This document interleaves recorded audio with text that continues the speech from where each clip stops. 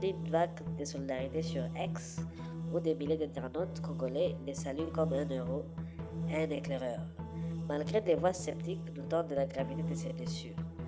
Sur le plan personnel, P est connu sur Pero Loara, qui protège farouchement sa famille des projecteurs. Des rumeurs souvent relayées par des sites pro-gouvernementaux évoquent des liaisons tumultueuses ou des dettes accumulées en exil, mais ces allégations manquent de preuves solides et semblent destinées à être discréditées.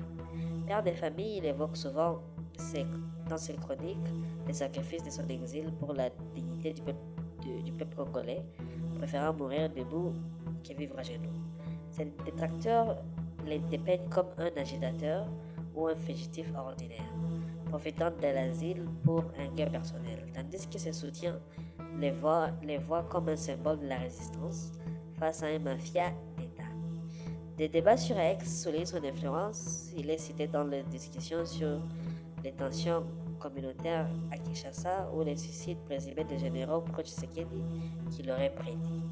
À 43 ans, Claude Perrault Loara incarne les fractures de la RDC contemporaine, un pays où la presse libre est un combat quotidien, où l'exil est souvent synonyme de survie. Malgré les saisies de biens, les primes sur la tête et les agressions, il continue d'animer ses émissions depuis la Belgique, appelant un réveil des autorités belges contre les ingérences de Kinshasa.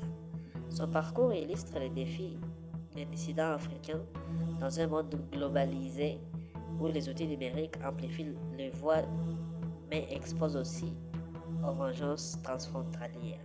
Aujourd'hui, en octobre 2025, Loire reste en convalescence sous protection policière accrue. Son avenir dépendra des enquêtes belges et des pressions internationales, mais son message persiste. La lutte pour la liberté ne s'arrêtera pas aux frontières. Comme il a déclaré après son agression, ce n'est qu'un avant-goût. Une phrase qui résonne autant comme avertissement que comme un cri de ralliement. Eh bien, mesdames et messieurs, ça sera tout pour cet épisode dédié à Pero Loire. Faites attention